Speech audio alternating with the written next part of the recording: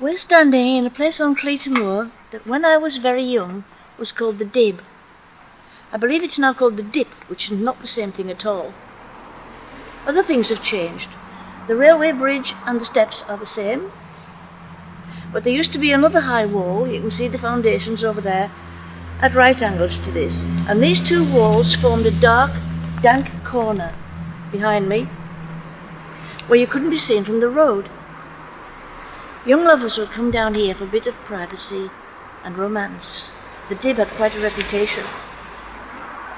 This dark corner is the setting for my story. Its hero is Johnny One-Punt, a devil-may-care young traveller, one of many wanderers we used to have around the town in those days. With curly black hair, bright blue eyes, a naughty grin, and one gold earring, a heartbreaker, who took his pleasures where he could find them and vanished like a will-o'-the-wisp at the first sign of trouble. Johnny could charm the birds off the trees and the girls down the Dib. The Ballad of Johnny One-Punt. My brother's voice was spiteful as he whispered to my mother, and I knew that he was telling her of something I had done. And her eyes grew wide with horror as he told her of the rumour that I'd been with Johnny One-Punt down the Dib. She slapped my face and pulled my hair and made all sorts of bother, accusing me of sinfulness, till I was woe-begone. She would not listen when I said it must have been some other who'd been seen with Johnny One-Punt down the Dib. And although I didn't answer to it, neither then or ever, everyone believed that I had been the guilty one. And all our friends and neighbours were informing one another that I'd gone with Johnny One-Punt down the Dib. But I left school in the summer, and I tried for a position, and the interview was perfect, up until the lady said, "Well, although you seem quite suitable, we just have one condition.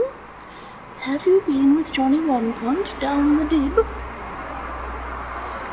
I fell in love with Andy with a true and lovely passion, and we stood before the vicar in our glory to be wed. But the whole to-do was cancelled when he asked an extra question.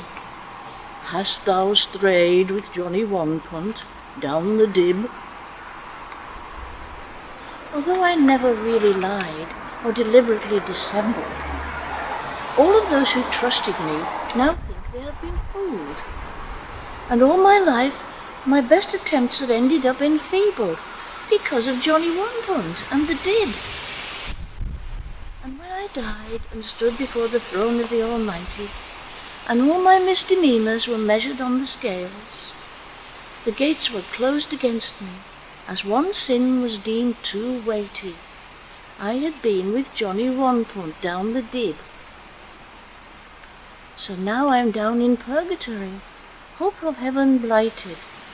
And though I try to live in hope, sometimes assurance fails, for I know that I cannot repent, while my heart is still delighted by the thought of Johnny One-Punt and the Dib. Oh, my darling Johnny One-Punt, down the Dib.